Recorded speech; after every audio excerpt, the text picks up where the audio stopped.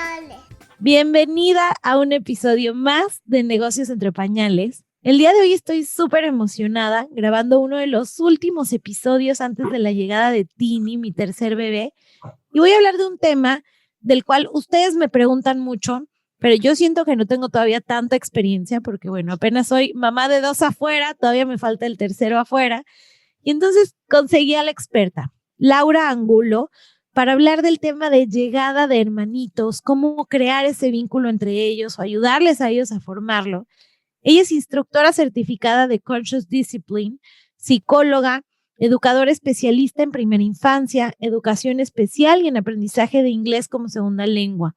Tiene también un máster en ciencias educativas con enfoque en intervención temprana para niños con necesidades especiales y es instructora internacional certificada de Conscious Discipline. Laura lleva más de 20 años trabajando en esta área de educación y desde hace más de 12 está dedicada a la capacitación y acompañamiento de padres, maestros, directivas en prácticas apropiadas para la primera infancia. Así que bueno, Lau, muchas gracias por estar el día de hoy aquí con nosotros en Negocios entre Pañales. Ay, Paola, tan linda, yo feliz de estar aquí con ustedes, agradeciendo, te decías que no eras experta, pero yo te decía hace un ratico que me parece que ser madre de 3 hijos es más que experta, pero bueno, vengo yo con algunas herramientas que ojalá les sirvan, pues te sirvan a ti y les sirvan a algunas otras madres o padres o cuidadores que estén escuchando este podcast para algo que es tan importante y es ese vínculo y cómo lo empezamos a alimentar desde incluso antes de que nazcan. Totalmente. Lau, cuéntanos un poquito de ti. ¿Quién es Lau como mujer, como emprendedora y cómo fue que te empezaste a interesar por estos temas? Bueno, bueno, aparte de todo lo que ya dijiste, que soy psicóloga, educadora, soy madre de 2 hijas y digamos que parte de lo que es la columna vertebral de mi práctica, también hago práctica privada en psicología infantil y de familia, pero la columna vertebral de mi práctica, no solamente como terapeuta, como educadora, sino también como madre, es este programa de Conscious Discipline que pues en parte muchas de las estrategias que les voy a compartir hoy tienen una inspiración en este programa, que lo conozco ya hace más de 12 años. Entonces, digamos que cómo me vengo yo a interesar por estos temas, creo que el tema de la crianza, de la maternidad, de los niños, es algo que me ha apasionado desde muy pequeña, pero el tema de buscar estrategias específicas que puedan ayudar a fomentar, por ejemplo, específicamente el vínculo, que es algo que es tan importante en la vida, lo he venido trabajando ya como ves más de 12 años con este programa de disciplina consciente que nos invita a pensar cómo el vínculo y la relación es algo que no solamente nos ayuda, digamos que en el diario vivir, en el relacionamiento, sino que nos ayuda también en términos neurológicos. Nuestro cerebro necesita esto. Entonces, bueno, esto lo vengo trabajando desde hace mucho tiempo. Empecé trabajando con niños con necesidades especiales, específicamente con niños en el espectro del autismo, y empecé a implementar este programa con ellos. Y luego ya cuando me casé y tuve hijas, me empecé a dar cuenta, esto es muy fácil decirlo, pero no es tan fácil implementarlo cuando le llega a uno de verdad a tocar las fibras más profundas del ser, que para mí ha sido ser mamá. Entonces empecé también a implementar estas prácticas con mis hijas en mi casa y la verdad es que les puedo decir que para mí han cambiado la forma de relacionarme, no solamente digamos en términos profesionales, sino pues con mis hijas y mi familia y mi esposo. Y también a ayudarlas a ellas a llenarlas de herramientas que no solamente les sirvan para vincularse entre ellas y conmigo, sino para su vida social en general. Entonces, digamos que esta soy yo. Aparte de eso, pues les cuento, yo he fluctuado entre trabajar, ser mamá. Me encanta este título que tienes tú de negocios entre pañales, porque no es fácil ser emprendedor, pero para mí, digamos que la clave ha sido que cuando yo enseño lo que he estudiado y lo que he practicado, tanto con mis pacientes, mis estudiantes, mis familias y mis hijas, pues es algo que me apasiona muchísimo, o sea, siento muchísima pasión por eso. Entonces yo creo que para mí ha sido un regalo poder utilizar algo que me apasiona tanto, que lo trato de vivir en carne propia a diario, como un medio de, digamos que también de sustento. Entonces, pues esa soy yo y eso te cuento. Buenísimo.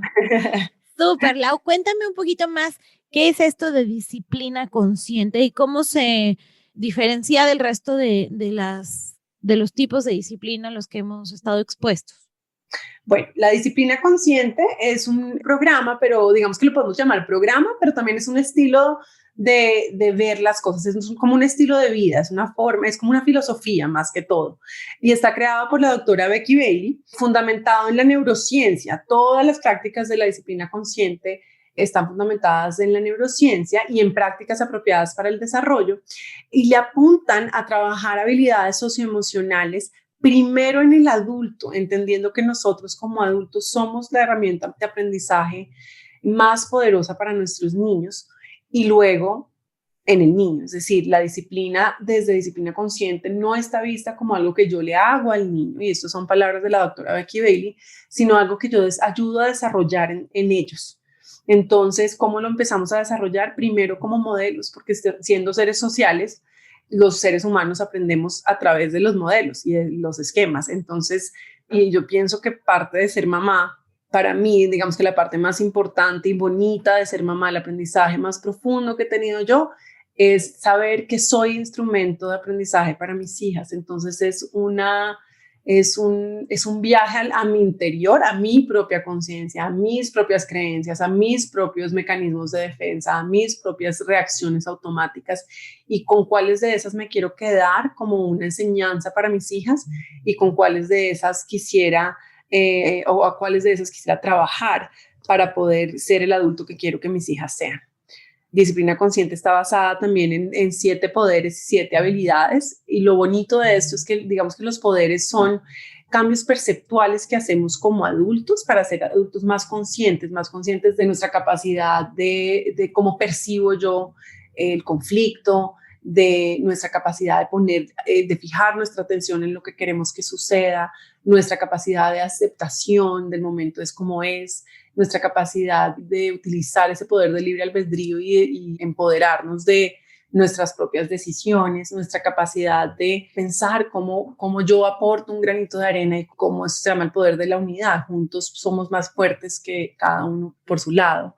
Nuestra capacidad también de entender la intención detrás de las consecuencias que yo a veces, digamos que ahí es donde muchos padres nos enredamos, es como tiene que haber consecuencias, tiene que haber castigo, tiene que haber, y cómo más bien empezamos a pensar, bueno, ¿cuál es mi intención detrás de poner esta consecuencia? Si es una consecuencia impuesta, y también mi capacidad de ver lo mejor en los demás. Entonces, eso que te acabo de decir en resumen son 7 poderes de disciplina consciente que se trabajan a través de afianzar 7 habilidades, que son la habilidad de la compostura, mi capacidad de recomponerme o de componerme en un momento en el cual estoy detonada por alguna situación, la capacidad de ser asertiva, cómo enseño a mis niñas la asertividad, pero también cómo la practico yo en el día a día con ellas, enfocándome en lo que sí quiero que suceda y no en lo que no, que eso también nos pasa mucho que nos enfocamos en es que no hagas esto, no digas esto, no voltees la cara así, no le cojas esto a tu hermanito, no, ¿cierto? Y entonces, como desde mi voz asertiva, que me dice, enfócate en lo que quieres, empiezo yo a trabajar en una comunicación que sea clara y que sea consistente y que sea además alineada, alineando mi voz, mi lenguaje no verbal y mi intención. Me encanta, porque muchas veces sí, tal cual estamos, pintas la pared y automáticamente el niño lo único que piensa es pintar la pared. Exactamente. Y bueno, pues por cada una de estas que te estoy contando, pues podríamos tener una sesión entera. Otra cosa fantástica de disciplina consciente es que además de, digamos que ayudarnos a entrar dentro de digamos, de pensar sobre estos poderes, de practicar estas habilidades que nos enseñan, también nos da estructuras, es decir, nos da unas herramientas muy, muy, muy concretas que nos ayuda a poner estas herramientas en prácticas. Entonces, otras herramientas que se trabajan son, por ejemplo, la herramienta de enseñar y modelar la empatía, modelar y enseñar esa capacidad de elegir, modelar y enseñar esa motivación desde lo intrínseco, modelar y enseñar esa capacidad de poner una intención positiva a los comportamientos de los otros, entendiendo que cuando yo veo lo mejor en ti y creo que tu intención de fondo no es hacer el mal, sino tú querías, y sobre todo cuando hablamos, pues no en general, pero nos queda más fácil pensarlo en los niños cuando pensamos en cuando un niño, por ejemplo, pensando en los hermanitos, cuando un hermanito, por ejemplo, le agarra fuerte los cachetes al hermanito bebé, su intención no necesariamente es hacerle daño y a veces creemos que sí, o sea, a veces a simple vista lo vemos, pero el poder del amor, de disciplina consciente y la habilidad de asignar una intención positiva nos ayuda a poder ver, tú lo que querías era consentir a tu hermanito, tú lo que querías era saber cómo se sentían esos cachetes grandes, o incluso también tú lo que querías era que él se callara y lo escuchaste así fuerte. Y la diferencia entre poder asignar una intención positiva o no es que finalmente lo que estoy creando es bienestar en mí, porque cuando yo asigno la intención positiva no genera el estrés en mí, pero además en nuestros niños una voz interna, un lenguaje interno, unos mensajes de su disco duro que dicen yo soy suficiente, yo soy amoroso, yo soy valiente, yo soy todas estas afirmaciones positivas que tenemos, que queremos que ellos tengan, versus yo soy necio, yo soy grosero, yo soy antipático, yo soy brusco con mi hermanito y yo no quiero a mi hermanito. Que eso muchas veces influye mucho en el vínculo, que es precisamente nuestro tema de hoy. Wow. Me encanta y me está poniendo a pensar en una situación que me pasó hoy mismo, que fue mi chiquito de 2 años estaba dormido y la grande se puso a jugar a los tambores en la puerta de su cuarto. Claramente yo no dije, ay, lo que tú quieres es que tu hermanito salga a jugar contigo porque te mueres de ganas de verlo. O sea, yo le dije, ¿por qué lo quieres despertar? Pero bueno, hablemos entonces de este tema del vínculo, porque es tan importante. Y bueno, comenzando por un tema que me han dicho muchas mamás, que es, siento que darle un hermano, y sobre todo hay muchas mamás que fueron hijas únicas o que tal vez no tuvieron una buena relación con sus hermanos. Entonces dicen, no me atrevo a hacerle eso a mi hijo, siento que va a ser pues quitarle algo muy importante, que no está preparado, que no estamos preparados como familia y casi que se imaginan que es como si les quitaran esta parte del amor. Entonces, cuéntanos un poco, introduciendo el tema de un hermano, ¿cómo es que lo ves tú? Bueno, pues en principio, digamos que hay de cierto en cada una de las dos posturas, así como hay esa postura que tú me dices de cómo le voy a hacer este mal a mi hijo de darle un hermano, hay otra postura que es el hermano es el regalo más grande que uno le puede dar a un hijo, ¿cierto? Entonces están como en los dos extremos y yo tengo que decir que hay que meterse, hay que como que unirse en el centro, ¿cierto? Yo pienso que hay componentes de ambos lados. Pero cuando tú terminas haciendo la aritmética del asunto, terminas en que sí, finalmente es el regalo más grande que uno le puede dar a un niño. ¿Por qué? Porque es poner en su vida en la oportunidad de ensayar, practicar todas las habilidades sociales, o sea, en cada momento de la vida. Entonces, ¿qué pasa? No es tanto el regalo como que, ay, es que va a ser tu mejor amigo. No necesariamente va a ser el mejor amigo y eso es algo que también tenemos que saber. Pero tener la oportunidad de tener con quién compartir el día a día, con quién aprender precisamente a compartir, con quién aprender que el amor de mamá y de papá muchas veces se multiplica como si fuera un pulpo así y las mamás que tenemos más de un hijo sabemos que esto sucede y los papás también. El amor se multiplica y no es que divido mi corazón en dos, es que se va multiplicando, se va volviendo más grande. Entonces, cuando yo le traigo un hermanito, le traigo la oportunidad de practicar el ser empático, la oportunidad de practicar, como les decía, el compartir, la oportunidad de practicar el poner límites, también es importantísimo, la oportunidad de practicar cómo esperar, cómo tener control de impulsos, todas estas habilidades que queremos y que a veces a mí me llegan millones de niños, no millones, mentiras, no son millones, pero muchos niños a terapia, precisamente para fortalecer estas habilidades. Y tener a un hermanito es tener la terapia en casa todo el tiempo. Lo que pasa es que sí, como padres, nos trae, digamos que el reto de poder ser quien ayuda y facilita el ejercicio de cada una de esas habilidades y a veces nos equivocamos y a veces nos cuesta trabajo y en vez de ayudar a desarrollar estas habilidades, lo que terminamos haciendo es o juzgando, o castigando, o rechazando, y eso es lo que muchas veces también influye frente al vínculo con el hermano. Me encanta cómo lo estás poniendo, porque al final, entonces, lo que estoy entendiendo de lo que dices es, tener un hermano es ensayar desde muy temprano habilidades sociales, emocionales, de comunicación que te van a servir para toda tu vida con el resto de la gente con la que te vas a relacionar, ¿no? No solamente con tu familia en sí, sino en general en la vida. Y más que verlo como papás, porque a veces sí creemos de, es tu hermanito y lo tienes que amar por sobre todas las cosas en el mundo, más que verlo como de, o sea, ya porque son hermanos la relación tiene que funcionar, es justamente ponernos en ese lugar de, a ver, todos vamos a aprender, todos tenemos que desarrollar habilidades con las cuales no nacimos y yo soy un enabler, ¿no? Yo ayudo a mis hijos a que puedan aprender estas habilidades que tal vez ni siquiera yo manejo muy bien. Exactamente. Y por eso es que yo decía al principio, es una súper oportunidad para revisar cuáles son las habilidades que son fuertes en mí y cuáles son las que necesitan un poquito de trabajo para que yo también las pueda fortalecer y ser ejemplo y modelo para mis hijos de estas mismas habilidades. Hay un tema ahí que también es importante y es que lo tocaste ahorita, y es, digamos que el vínculo entre hermanos no es algo con lo que nacemos. El hecho de que yo tenga una hermana no quiere decir que la vaya a querer necesariamente.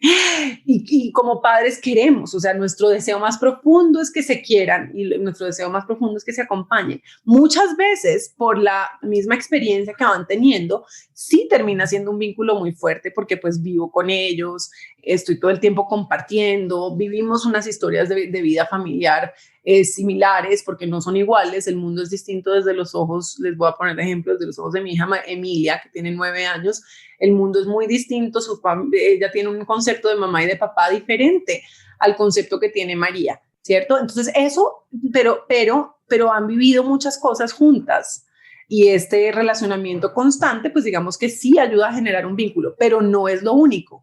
Sí hay muchas cosas de las cuales tenemos que ser conscientes como padres que pueden ayudar a fomentar ese vínculo. Entonces, no es que crezca naturalmente, de hecho yo diría que el vínculo que se fomenta a través del contacto visual, del contacto físico, de la presencia y del juego, es algo que no necesariamente se va a forjar cuando, o sea, digamos que el choque de que llega mi hermanito muchas veces es tan grande que no me deja de una entrar en ese tipo de relacionamiento, y sobre todo porque también muchas veces los niños no tienen las habilidades para entrar en ese tipo de relacionamiento. Claro, cuando llegue el bebé todavía es muy pronto, ¿no? Y el otro ni siquiera se comunica, solamente le está quitando su recurso principal, que son papá y mamá.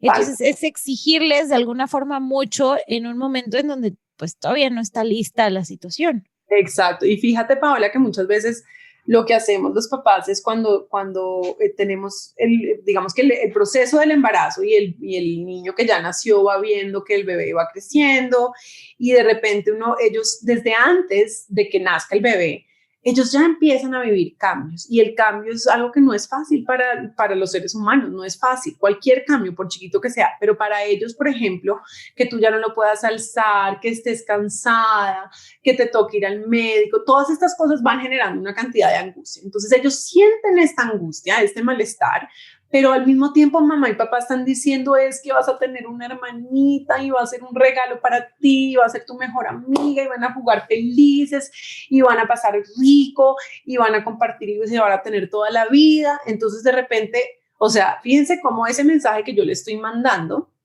va en contravía con su propio compás interno, con sus emociones que le están diciendo, esto no se ve tan bonito, o sea, esta persona que ni siquiera le puedo poner cara, ni necesariamente nombre, ya está marcando paso, o sea, ya me está marcando ya diferencias en mi vida. Entonces, y por otro lado, los papás le están diciendo, no, esto es maravilloso, y luego nace ¿Y cómo así que no que iba a jugar conmigo y no que iba a hacer no hace nada? No solamente no hace nada, sino que ni siquiera me puedo acercar, porque también nos pasa mucho Claro. a los padres que nos genera angustia pensar que el niño le vaya a hacer daño o que venga del jardín o del colegio con infecciones y entonces se tienen que lavar las manos, casi que bañar, quitar la ropa, hacer de todo, o muchos peor, entonces viene el hermanito y lo mandan al jardín ahí mismo porque entonces hay que mandarlo porque entonces yo necesito el tiempo, y el recurso emocional de mamá y papá hacia el niño que ya nació, el hermano mayor, se disminuye sustancialmente, pues porque es natural, porque realmente un bebé necesita mucho recurso emocional, pero también requiere de una gran capacidad de regulación del adulto y de resolución de, digamos, de la situación y de problemas para poder entender cada uno necesita algo. Y es distinto, lo que necesita Emilia, que es 3 años mayor que María, es distinto a lo que necesita María. Pero yo estoy acá para darle lo que cada uno necesita para ser exitoso. Pero hay algo que sí todos los niños necesitan y es esa sensación de amor incondicional. No tiene que ser, entonces ya no voy a coger al bebé porque te voy a dedicar el tiempo a ti. No, no necesariamente. Pero sí tengo que ser consciente de que si se me pasó el día entero y yo estoy enfocadísima en la lactancia o en el cambio de pañal y estoy hiperalerta y entonces empiezo como a alejar al otro porque no quiero que te acerques mucho porque le puedes hacer daño, o precisamente muchas veces pasa que decimos, bueno, ven, acércate, y apenas se acercan, agarran el cachete duro o se emocionan y los espichan, y entonces uno dice, no, claro, no puedo dejar acercarse, y entonces eso solo refuerza esa sensación de, ok, este bebé que acaba de llegar efectivamente me está quitando a mi mamá y a mi papá. Mi mamá y mi papá me ven distinto y yo antes pasé de ser el príncipe o la reina o la princesa de la casa a ser el malo, a ser el que no se puede acercar. Entonces, con eso tenemos que tener muchísimo cuidado. Anticipar a los niños es muy importante en eso. Cuando digo anticipar, ¿qué quiere decir? Hablemosles con la verdad. La verdad es que tú no vas a poder jugar con él ahorita, pero sí vas a poder ayudarme pasándome los pañales, sí vas a poder ayudarme leyéndole historias, sí vas a poder ayudarme, o sea, pensemos en todo lo que sí pueden hacer y luego digámosles el límite que queremos poner, pero hablemosles con la verdad. No es cierto que los hermanitos vayan a ser los mejores amigos desde el día uno, no. Y sí es cierto que yo puedo ayudar a fomentar a que sí sean muy buenos amigos, pero ese comienzo arranca casi que desde el día en que yo empiezo a hablarle de que va a tener un hermanito, cómo se lo estoy mostrando y qué tan importante es validar el sentimiento que puede ser, si estás sintiendo miedo de que mamá se vaya al hospital y es difícil para ti, así se va a ver. Entonces también contarles una historia, mostrarles cómo se va a ver en el momento en que mamá se va al hospital a tener el bebé y qué va a pasar cuando mamá regrese. Una súper estrategia para esto es crear como una historia social, un libro en el cual yo le voy mostrando fotos. Entonces, y si me pueden acompañar desde antes, por ejemplo, al hospital donde yo voy a ir. Claro que ahorita yo sé que en pandemia es un poquito más difícil, pero sí, si me pueden acompañar o si le puedo mostrar fotos o si le puedo pedir a mi ginecólogo o a mi ginecóloga que me mande fotos como de una sala de partos y esto es lo que va a pasar. Y digamos que idealmente, porque digo idealmente porque claro, también no sabemos exactamente cuánto tiempo vamos a estar en el hospital. Hay veces hay personas que están de un día a otro, hay personas que terminan estando una semana o un mes, o sea, también saben como que en la medida en que se vaya viniendo el momento, vamos a irlos anticipando y contándoles la verdad. A muchos papás nos angustia esto y entonces terminan diciendo cosas como, no, es que mamá se fue a traerte un regalo y cuando llegó mamá con el hermanito. No, ellos necesitan saber, mamá se fue al hospital, en el hospital van a hacer tu hermanito, esto es lo que va a pasar, este es el doctor que la va a ver y vamos a contar un día o 2 días, dependiendo de la situación, y acá vas a volver a ver a mamá. Y cuando mamá llegue, mamá va a llegar con tu hermanito o vamos a poder ir a ver a tu hermanito al hospital, dependiendo de la situación, porque claro, es distinto para cada familia, pero sí es importante anticipar. Otra cosa es que los niños no tienen memoria de cuando ellos eran chiquitos, entonces de cuando ellos eran bebés. Entonces ellos ven que, por ejemplo, esto es una práctica muy común en Colombia y bueno, en muchos lugares, pero les hacen showers, entonces todo el mundo le trae regalos al bebé y hay un enfoque grandísimo en el cuarto del bebé y cómo le organizó todo al bebé. Y digamos que no solamente es el recurso emocional, pero además es el económico, le están comprando una cantidad de cosas al bebé. Y a mí me dicen que me espere a Navidad para comprarme algo. Exacto, a mí solo me compran en mi cumpleaños y en Navidad, y como así, ¿cierto? Entonces ahí también es importante compartir con nuestros niños cómo es la historia de cuando ellos eran bebés. Muéstrenles fotos de cuando ustedes estaban organizando su cuarto. Cuéntenles historias de cómo iban a llegar ellos y cuando fueron al hospital y qué fue lo que pasó y dónde estaba papá y dónde estaba mamá y dónde estaba la abuela y qué regalos le dieron y qué, sí, o sea, todas estas cosas son muy importantes para que ellos puedan empezar a crear, así sea una memoria a través de las fotos y a través de las historias que uno les cuenta, de que a ellos también estuvieron ahí, que a ellos también les sucedió esto, que ellos también tuvieron su oportunidad de estar solo con mamá. Y así eras tú cuando tú eras bebé y ahora mira cómo va a ser tu hermanito o cómo va a ser tu hermanita. Claro. Qué importante todo eso, porque yo lo he visto con mis hijos ahora que vemos muchas fotos de cuando ellos estaban en la panza, lo importante que es. O por ejemplo a Nico, yo le enseño fotos en donde él sale solito y no le gusta. Me dice, ¿y mamá? ¿Y dónde estaba mamá? Entonces a él le gusta ver fotos en donde yo lo estoy cargando Claro. cuando él era bebecito. Y muchos momentos, bueno, porque obviamente ya es la segunda vez y ya lo, o sea, ya lo había escuchado la vez pasada y le funcionó a Martina, que hoy son más fáciles gracias a que le muestro, mira, tú también tuviste un shower, bueno, el de Tini va a ser virtual, pero el tuyo fue en Colombia o el de tu hermana fue en México y les encantan esas historias. Les encantan esas historias y pueden darse cuenta que esto que está pasando no es porque sea el hermanito, esto también te pasó a ti. Claro. Y eso es algo que compartes tú con tu hermanito. Claro. Mira que con Martina me pasó algo que para mí fue muy claro, que fue la llegada del hermanito. Ella verbalmente o de celos o de lastimar al bebé nunca pasó, pero de ser una niña que nunca se había enfermado en 3 años, Lau, al momento en el que llegó el bebé, a las 3 semanas, una fiebre de 41, así cuerpo, ¿sabes? Posición fetal, temblando, le dieron un antibiótico, nunca había tomado, no le funcionó. O sea, algo en donde como que su cuerpo dijo, esto es mucho para mí y de alguna forma, pues pidió más atención que se le había quitado en esas 3 semanas, ¿no? Entonces, para mí fue como muy revelador de, aunque tal vez quisiera ser ella más madura o tal vez lo estaba manejando, tal vez lo estaba reprimiendo y su cuerpo lo externó de alguna forma. Claro, mira, hay niños que exteriorizan esa inseguridad, ese cambio, exteriorizan esa sensación interna de malestar y son quienes pegan, gritan, hacen más pataletas, se ve y es muy evidente.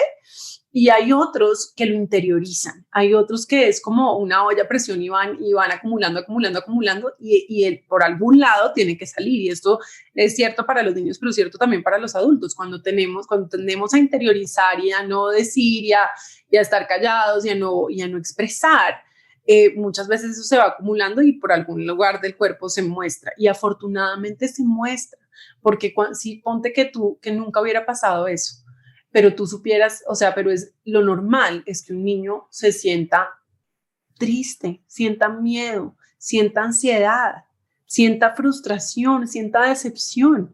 Toda la gama de emociones están cuando va a llegar un hermanito. Es normal, es normal. Y entonces tenemos 2 opciones. Una es validar eso que ellos están sintiendo o negarlo. Cuando lo validamos, ayudamos a, digamos que hacer este proceso autorregulatorio, a que ellos saquen todo esto que tienen adentro, ¿cierto? Pero muchas veces lo que tendemos a hacer es porque nosotros mismos nos sentimos incómodos con el malestar de nuestros hijos, sobre todo cuando teóricamente les estamos dando un gran regalo. Entonces les decimos cosas como, no tienes por qué estar triste, si esto es lo mejor que te va a pasar en la vida. No, pero ¿cuál? Nervios, no te preocupes, si a mamá no le va a pasar nada, ¿sabes? O sea, y ahí digamos que mi recomendación 100% es esta validación de las emociones. O sea, cuando vemos de pronto y estén muy pendientes, porque hay chiquitos que están pegando y ahí sabemos que es que este ruido emocional se está manifestando a través de la agresión, pero hay chiquitos que se retraen y ambas son señales de que ahí hay ruido emocional. Y ojo, lo normal es que haya ruido emocional.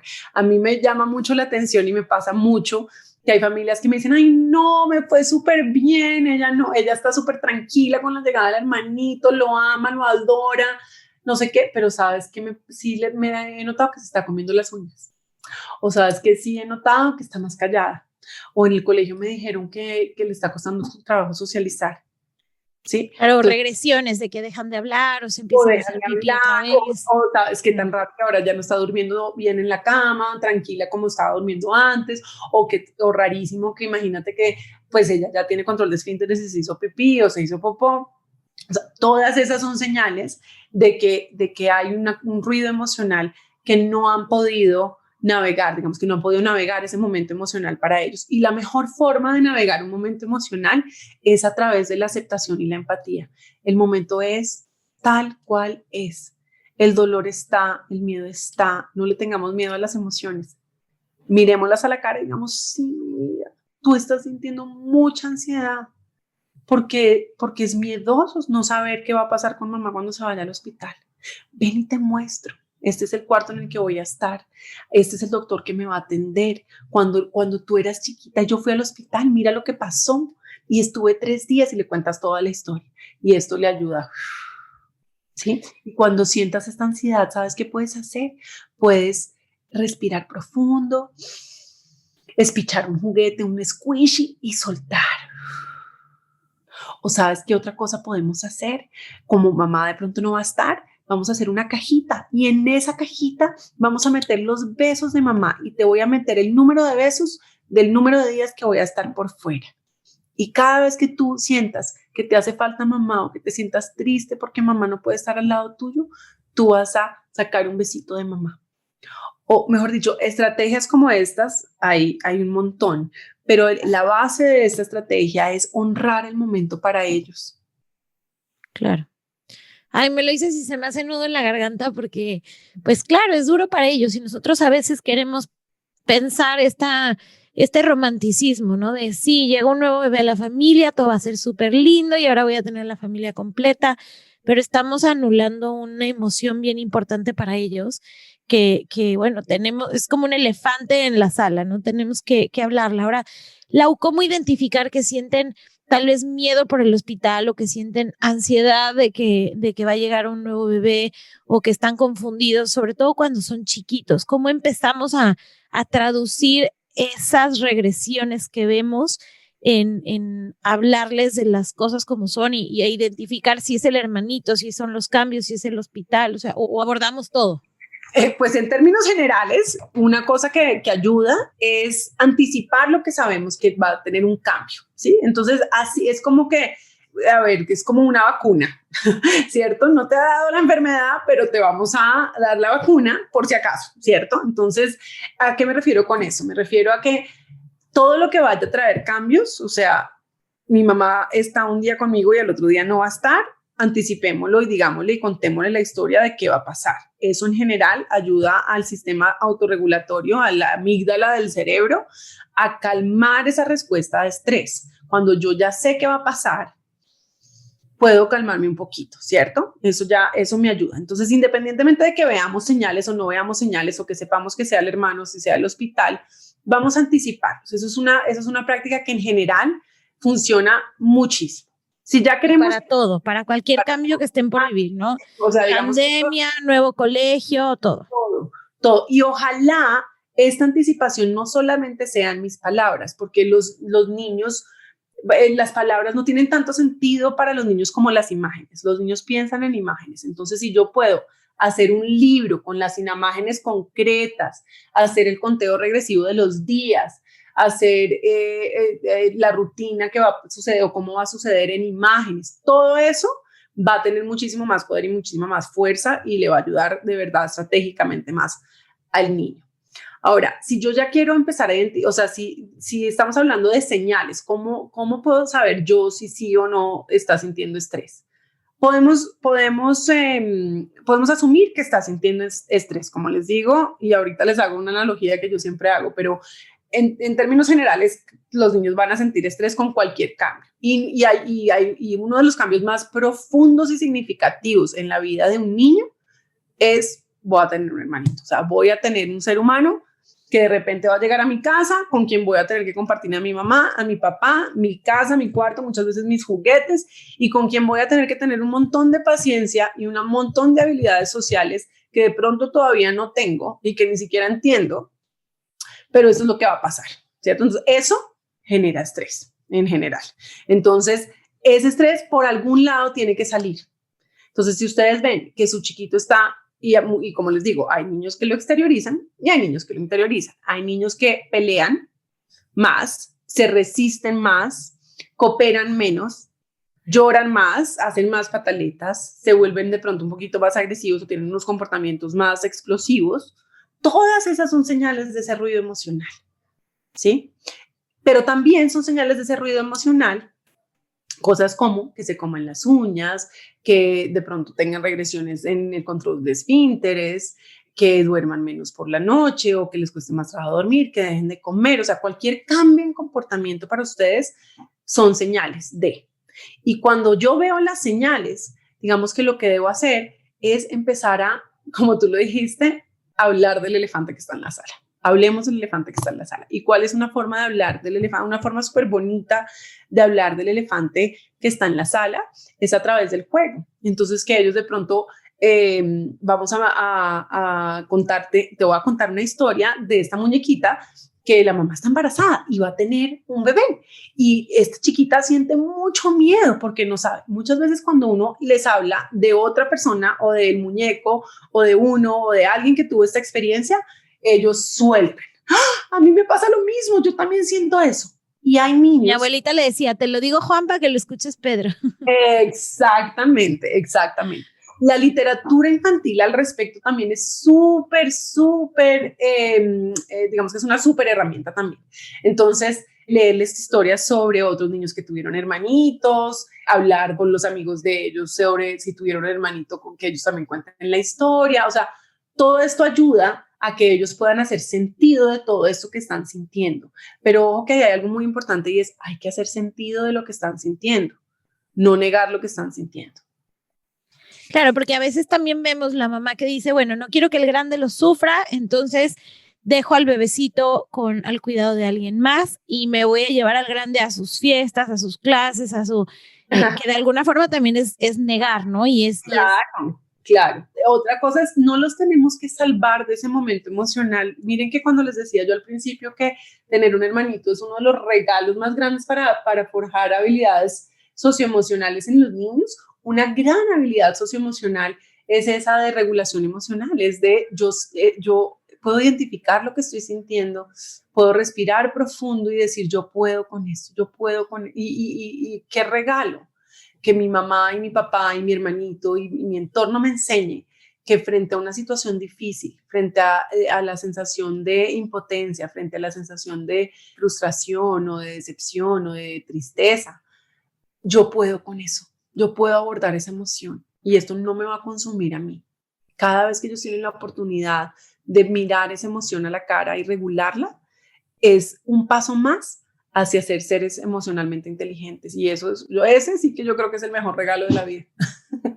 Me encanta eso, porque a veces el instinto de mamá es un poco, tengo una amiga que se llama Annie Skilsen y ella dice que el instinto de mamá es pavimentarle el piso a los niños, ¿no? Sí. Y entonces, no, yo quiero que no tengas problemas, que no tengas frustraciones, yo ya las viví, pero tú vas a ir perfecto en la vida, siempre el sol, nunca la lluvia, y realmente les estamos haciendo un daño con eso, ¿no? Entonces, esto que dices es un regalo de, ok, va a haber frustración, la vas a aprender a manejar.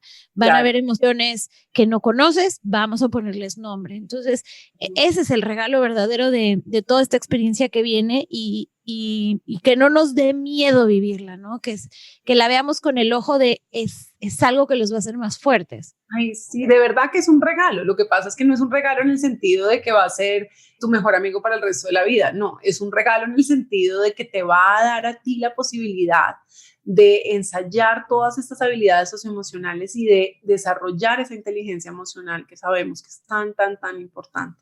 Digamos que ahí me acordé de una estrategia que es importante y es, bueno, claro, todos los modelos familiares son distintos, entonces hay familias que tienen mamá y papá, hay familias que tienen, digamos, mamá y mamá, hay familias que tienen papá, papá, hay familias que solo tienen unos, hay familias que tienen mamá y abuela, ¿sabes? Como que hay que, pero piensen ustedes en donde estén, como sea su situación familiar, traten siempre de buscar un aliado, es decir, si ustedes están muy solos, si soy solo yo mamá con estos 2 niños o 3 niños, busquen activar su red de apoyo y usan esa red de apoyo para poder balancear esos tiempos de calidad con sus chiquitos.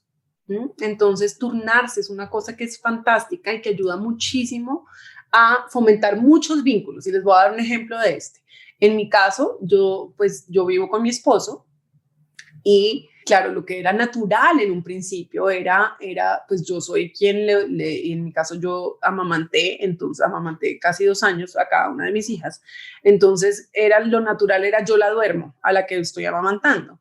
Pero claro, la otra empezaba a sentir, pero a mí, ¿por qué no me duerme? O a mí, ¿por qué no me...? Y cuando hablo de dormir, me refiero a ese ritual del final del día en el cual te arrunchas, te acuestas, lees un cuento, ¿cierto?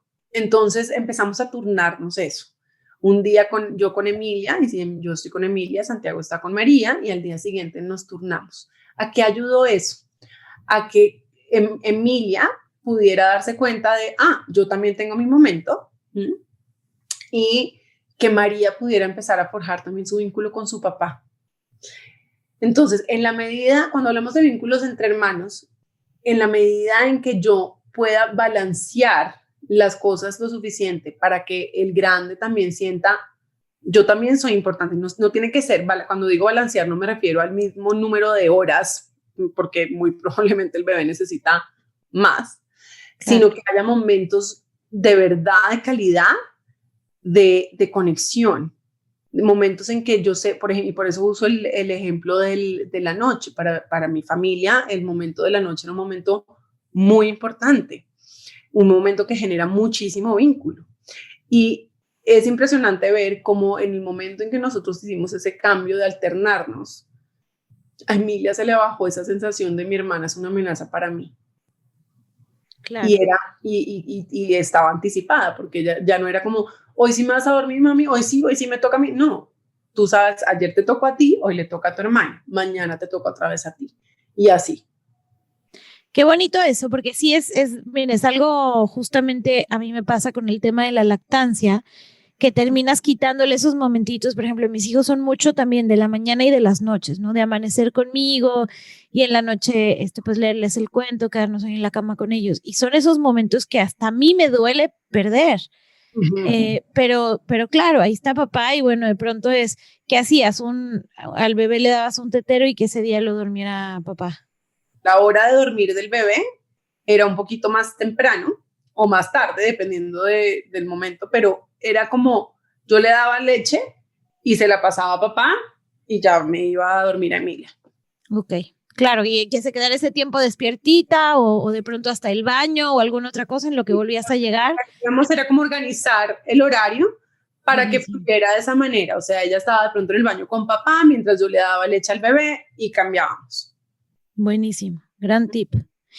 Y bueno, una vez que pasamos esta locura de la llegada, Lau, ¿cómo vamos ya abordando después el tema del vínculo con el hermano? Sobre todo cuando el hermanito y ya tiene 1 año, ya gatea, le encanta tirarle la torre de Legos al grande y entonces empiezan a dar estas peleas y estos momentos que, bueno, mencionabas al principio, ¿no? De ponerlo en positivo, pero cuéntanos algunas más estrategias cuando hay mordidas, cuando hay peleas, cuando hay llanto de a mi hermanito sí le dieron eso, a mí no.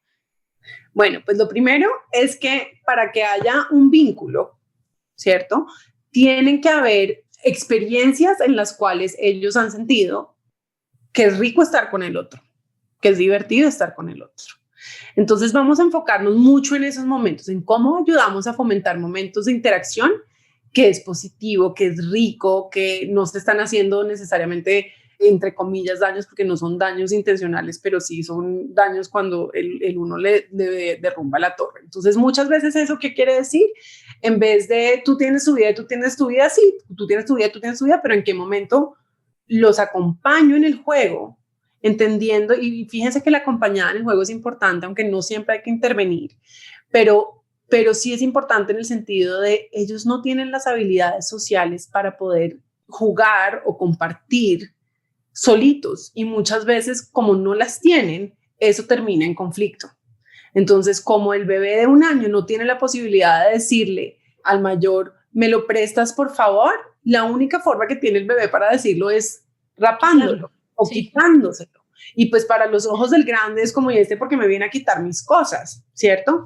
Entonces mi interacción ahí es muy importante, porque muchas veces tendemos a hacer cosas como, ay, pero préstaselo que él es chiquito y él quiere jugar, ¿cierto? Entonces ahí estamos haciendo dos cosas mal hechas, perdón por decir mal hechas, pero sí realmente es mal hechas. Una es que le estamos quitando la oportunidad de aprendizaje al chiquito, porque por más chiquito que sea, así sea con gestos, le puedo empezar a enseñar, cuando tú quieres ese juguete, tú vas a tocar su hombro, vas a poner tu manita así, le vas a decir, ¿me lo prestas? Y mueves los dedos hacia adelante y hacia atrás para que ellos, por lo menos en gesto, empiecen a mandar el lenguaje de, por favor, ¿me lo prestas? Y ahí le estás enseñando, cuando tú haces eso, le estás enseñando al hermano grande, la intención de tu hermanito no es derrumbarte la torre, la intención de tu hermanito es pedirte prestado el Lego, ¿cierto?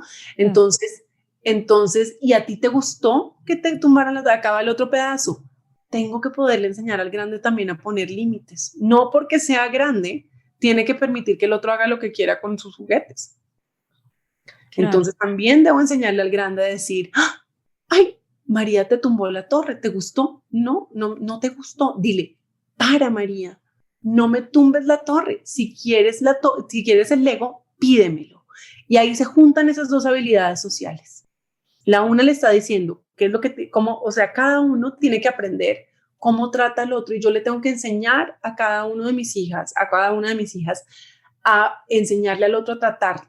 Y fíjense que acá vuelvo a esa idea de que este trabajo del día a día con un hermanito, con una persona todo el tiempo ahí, es el mejor regalo, porque ¿qué va a pasar el día que ellos vayan al jardín? Pues el chiquito ya sabe pedir el juguete, el grande ya sabe poner el límite, y cada uno va aprendiendo cada una de esas habilidades y las puede llegar a practicar en otro ámbito social, lo cual les va a ahorrar un montón de peleas. Creo que todos mis problemas en la vida fueron porque fui hija única y nunca aprendí a desarrollar esas habilidades sociales. Ahorita que te estoy escuchando. No, Lau, me encanta cómo lo pones, porque además sí tendemos a ser muy duros con el grande, ¿no? Bueno, tú ya eres la grande y ya te sabes bañar sola. Tú ya eres la grande, ya puedes comer sola, ya puedes, y de repente de un día a otro como que los graduamos, los aventamos hacia el mundo. Y todavía sigue necesitándonos, y también pues tenemos que entender que el chiquito, como dices, puede aprender esas habilidades, y a veces no es el tema de que las aprenda la primera, porque probablemente les va a tardar 30 veces, pero que tu grande te escuche decirle al chiquito, tienes que pedirlo prestado, es importante, ya de alguna forma valida, y no es, ay, porque eres grande te toca. Exactamente, y ese es otro tema que tenemos que revisar como adultos, es ¿qué me pasa a mí cuando el grande le dice al chiquito que no? ¿Y qué es lo que quiero enseñar? Porque puede que en la casa uno quiera que ellos se presten todo, que le diga que sí, que no haya conflicto, que el chiquito no llore, que el grande no pelee, ¿cierto? Pero en la vida real, yo lo que sí quiero es que mi hija pueda decirle al compañerito que le está quitando sus cosas o sus onces que no, que pare, que si quiere sus onces se las pida. Entonces, no debe ser distinto en la casa. Las habilidades sociales que enseñamos en la casa son las mismas que ellos van a reproducir afuera. Igualito que si yo le digo a mi hijo que si el compañerito le quita las onces, que le pegue. Esto pasa mucho. Si te pega, pégale. Sí, ¿cierto? Igual va a pasar en la casa, ¿cierto? Entonces, ojo con qué habilidades sociales estamos enseñando, y entendamos que cada momento de conflicto que tienen nuestros niños con sus hermanitos es una oportunidad. Es una oportunidad para reforzar y precisamente para practicar esas habilidades sociales que, como tú bien lo dices, no se van a aprender con una vez que yo le digo. Eso requiere práctica y la práctica es el maestro. Me encanta. Lau, creo que va a ser uno de los episodios que más vamos a repetir y a estar compartiendo, porque de verdad que este tema de los hermanitos, si bien como papás nos llena el corazón y es difícil de explicar eso que decías al comienzo, de que de verdad tu corazón crece, no es que se divide, también está lleno de retos, ¿no? Y retos que a veces pues cuestan trabajo y no sabes cómo manejar de la mejor forma, así que te agradezco muchísimo todo lo que nos has contado. Cuéntanos un poquito más cómo pueden acercarse a ti, tú das cursos, tú das asesorías, para que las que nos están escuchando y quieran un poquito más de ayuda te puedan buscar. Gracias, Paola. Pues todas las anteriores. Yo doy cursos. Tenemos en la mira uno de vínculo entre hermanos y de conflicto entre hermanos, probablemente que saldrá en enero, pero doy cursos y también doy asesorías personalizadas. Me pueden encontrar en La Mente Consciente, consciente con SC, en Instagram o en Facebook. Ahí está toda mi información, está mi correo electrónico, está también mi teléfono. Funciona súper bien también por ese teléfono, por WhatsApp, si quieren en algún momento agendar una cita o si me quieren mandar un mensajito haciéndome una pregunta puntual también sobre esto, con muchísimo gusto. A veces me demoro en responder, pero finalmente lo respondo.